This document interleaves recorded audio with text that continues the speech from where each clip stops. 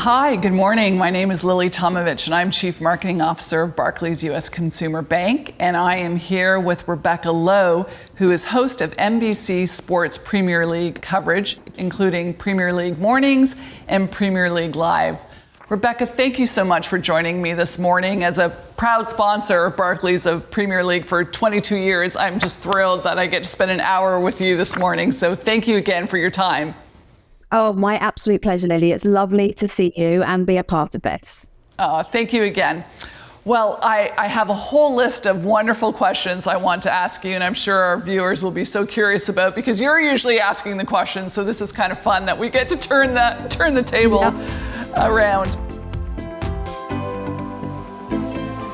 So talk to me about, which I'm absolutely amazed, because I know you have a schedule where you live in California, but for the weekends you're at Stanford at the NBC studio to obviously cover Premier League matches. And so how do you do that? Tell me what your schedule looks like.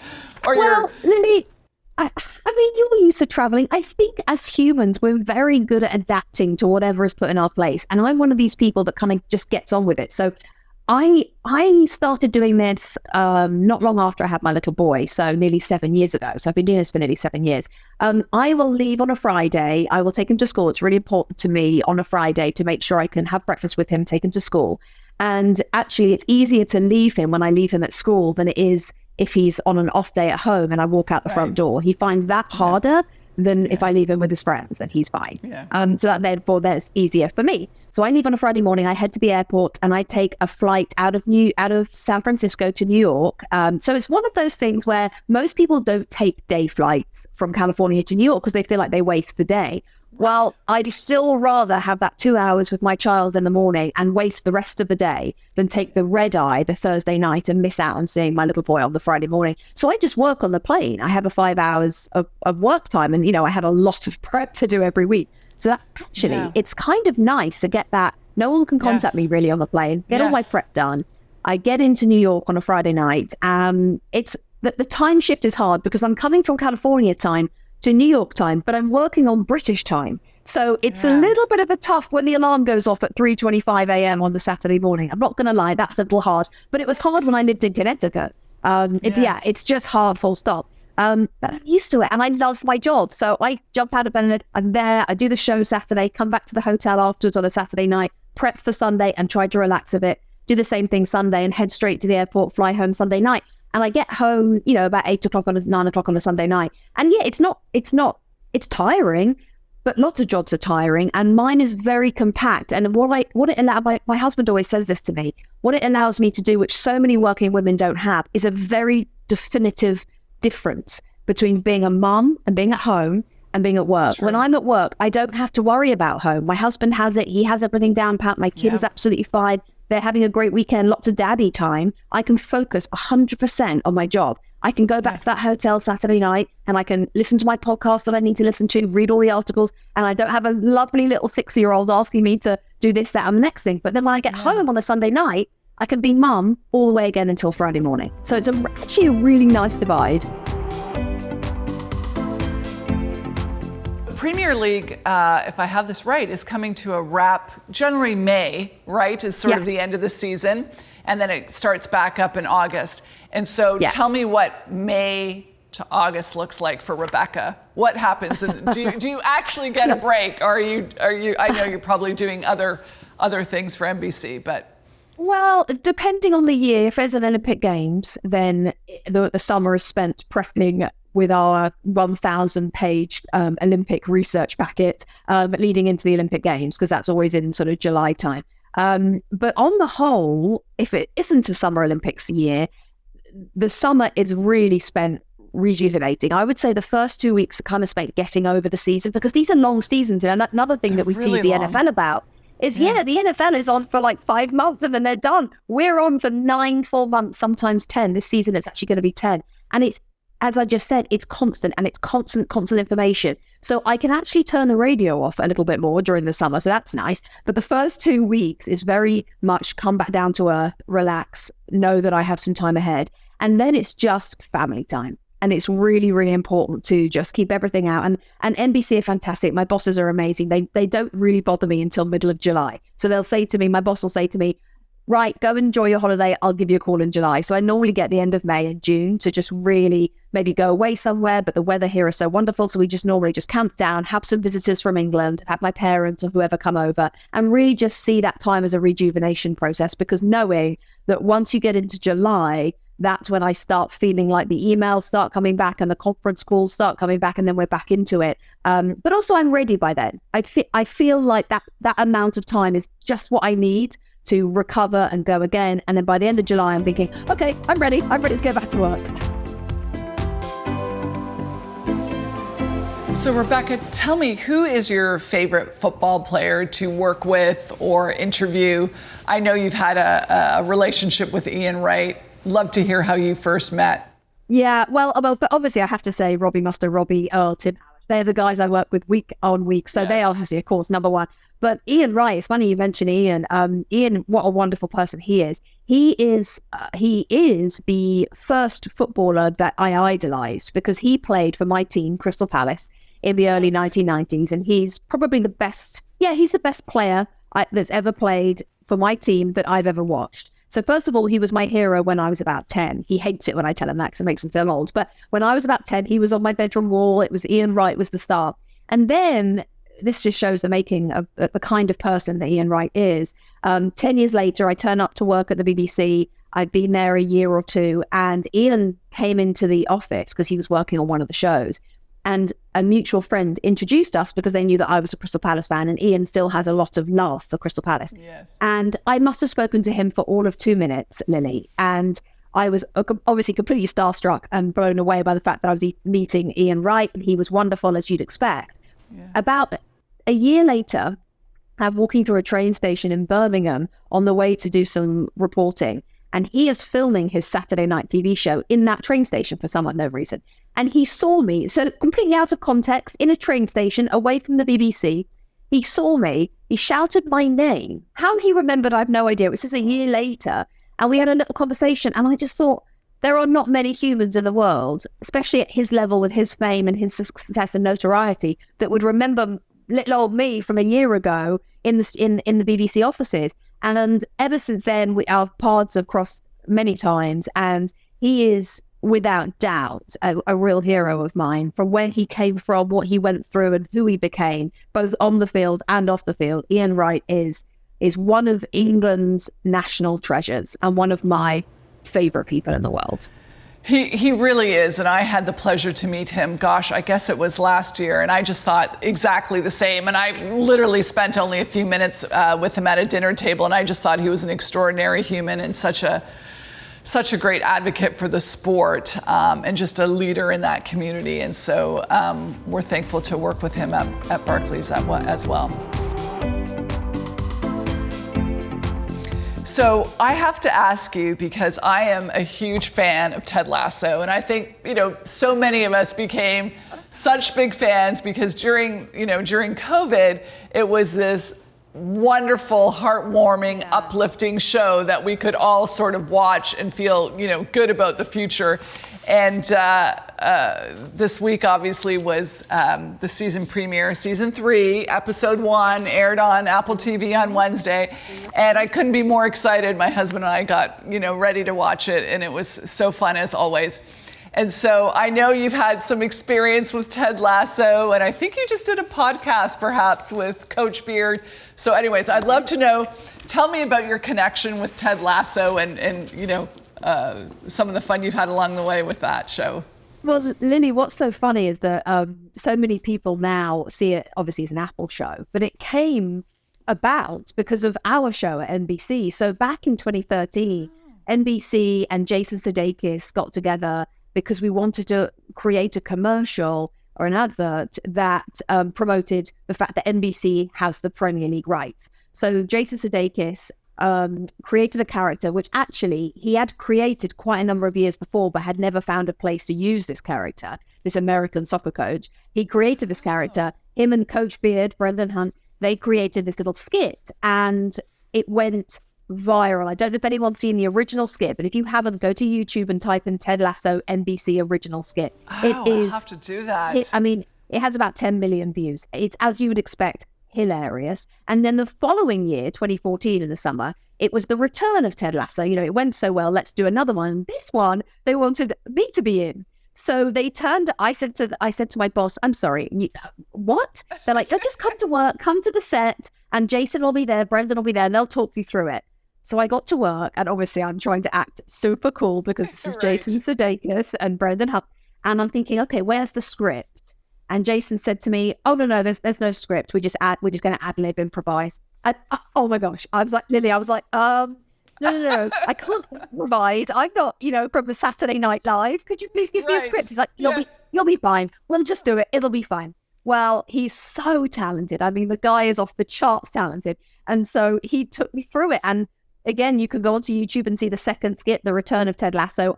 Just as funny. I mean, how I got through it, we had to do so many takes because I couldn't control my laughter. I mean, he's so funny. He would come out with all these things. And so then that was that, and off they went. And a couple of years later, we discovered that it's turning into an app, or quite a number of years later, it's turning into this Apple show. And as you say, it is incredible. And then last year, Brendan got in touch with me. So then he came to a fan fest. Brendan, Coach B, came to a fan fest in LA. So we reconnected, and then he got in touch with me last year ahead of the World Cup and said, I'd love to do a podcast with you. He knows so much about football, and we had the best time during the World Cup doing this podcast, and he is such a great guy. And you might or might not have to keep watching this season, Lily, to see whether or not you might see my face. Blink and you miss me. That's all I'm saying. Blink and you miss me. But unless I didn't make the edit, but I think I made the cut. That's super exciting. I can't wait. Well, that's actually a fun history, and I am absolutely going to go to Google and YouTube that because I have not seen that. I look forward to that. That's a lot of fun.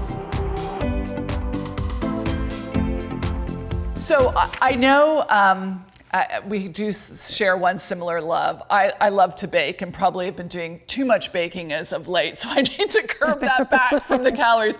But I know from your Instagram and things that you love to bake. So tell me about what does Rebecca do when you actually get a moment? I know you obviously love to spend time with your son and your family, but baking and what else sort of do you do to just have a moment?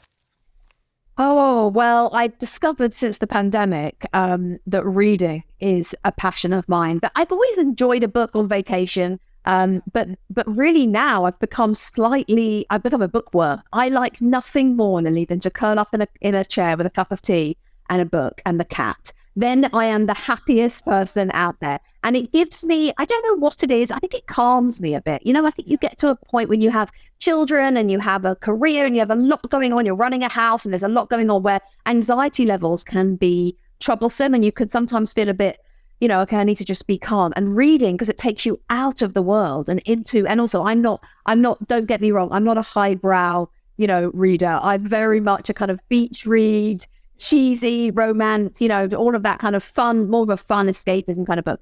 And so that gives me a lot of calmness in my life. And so that I would say that, and baking. I do a lot of exercise every day. Exercise is a non-negotiable. Again, helps with keeping calm, just kind of keeping steady and in your mind as much as your body. Meditation I've only got into in the last couple of years. Another thing that I tell myself when I go through stretches of not doing it, I can tell. So I really make sure I prioritize, get up before everybody else and make sure I get those things done. Because I think that, at my stage of life, I'm 42, I'm right in that bit of the sort of peak of busyness. I have a 6-year-old, I have a really big job. I have parents who are in their mid 70s and I'm, I know that that's going to be a situation at some point. I have a husband, I have a hat, I have a dog, I have a lot of things, I have friends. We all do at this time of our life, but this right now is almost the busiest time. And so I'm very aware of that. So I have to counterbalance that with a lot of things, but self-care, as they say nowadays. Yes, I've been having a lot of conversations about that, and I recognize I probably don't do enough of that. And certainly the daily exercise is a real struggle for me, but I do think it needs to be a priority and something personally I need to work on. So I love hearing that even somebody as busy as yourself with the career and family life that you have, that you're making time for it. So it's incredibly important. I thought it would be fun to wrap up with what we're calling a quick fire round. Just quick questions with the first answer that pops to your mind. How's that? Okay. Yeah. Okay. Some of these might be a little bit tricky. So Right. here we go. Here's the first one. What song really gets you moving? Perhaps what's your favorite song to maybe work out to? Oh my gosh. Okay. So I have to go back to my 90s days for this, I think, Lili. I don't think many people on watching this will have heard of the band Take That. Have you ever heard of Take That? I don't think I have. Okay, no. You see? No. So one of the members left, big controversy in about 1997, and his name was Robbie Williams. He actually lived in LA for a while, and he has a song called Rock DJ, and it just takes me back to my college days. It gets you on the dance floor. There's a terrible dance that goes with it. And that is a song, if I heard it, I would just go straight into the dance and get out there. So yeah, Rock DJ. Yeah. All Robbie right. Williams. I'll have to look that one up too. I actually know the answer to this next one, which was what's your non-negotiable every day? And I think you said exercise. Is there something else? I think it has to be, I think it has to be exercise and meditation. Okay. I think those two things have to be, Okay. Crunchy or smooth peanut butter? Actually, do you know what? I don't mind. Peanut butter wasn't a thing. So I know this is supposed to be quick fire, but when I was growing up in England, peanut butter, you could hardly find peanut butter growing up in England. So that's really only come into my life the last 10 years. And I am not fussy because it is one of the greatest things on the earth. So I'll take it any form it comes. Excellent. I Lili, just don't give me that powder. I don't want the powdery form. No. We're not into that. No. Not good to spread on toast, no. Since you fly a lot, I must know, aisle or window? Window. Yes, because I don't want somebody climbing over me going to the bathroom. I would rather be the one to do the climbing. And also, Isn't that funny? I just like to kind of tuck up in my little corner. I would know the aisle gives me, no, I don't like the aisle. No. Well, we would be great travel mates because the window makes me crazy. If I don't have an aisle, and it might be because we haven't met in person, but I'm 6'2". So if I don't have an aisle and I'm by the window, I'm a very miserable flight mate. So we should definitely fly. We should definitely fly together. Definitely. Oh, and what do you do typically on a plane? Are you doing work or movies, well, binging? I'm on the whole, it's work. I would say work, listen to podcasts, and then if I have extra time at the end, then I will watch some terrible, cheesy Married at First Sight or, Love is Blind or something horrendous that I just can switch the brain off and enjoy some cheats. Well, so my latest indulgence, and I know people laugh at me, but in that same spirit is I happen to binge 90 Day Fiancé. So I've been known to binge that one. Love it. Okay, what is one word to describe Rebecca? Oh gosh. One word. I've never been asked that before. One word, energy, I think. Energy. Just sometimes too much. Yeah. I love it. No, but positive energy. I can feel it. Lots of energy. I love it. Yeah. Cats or dogs? Cats or dogs? Both. I've got 2 cats and a dog, and I'm obsessed with all 3. So I don't believe you have to be a cat or a dog person. I do think there are people out there who are both, and I am definitely both. But in a different way. Cats don't care about you. Dogs are obsessed with you, and I'm here for both of that. It's so true. Morning or night person? I hope you say morning. Don't you worry. I am the biggest morning person. My job helps with that. I'm so glad that we live in America, because if I had to do an evening show, I'd be half asleep. I am in bed by 9:30 every night. I am up at 5:30 every day. I'm a morning person. I am just always have been, always will be. I can't understand night owls. I just can't. I find them incredible species. Like, wow. That is me. You're looking at a night owl. Wow. So I It's amazing. typically go to bed around midnight. And then I get up around 6, 7. Yeah. But I find that I'm most productive at night. So that's when I like to do my work. I'm sure my team dislikes that I send emails late at night, but that's my I'm definitely a night person. When you're out in public, do you get recognized?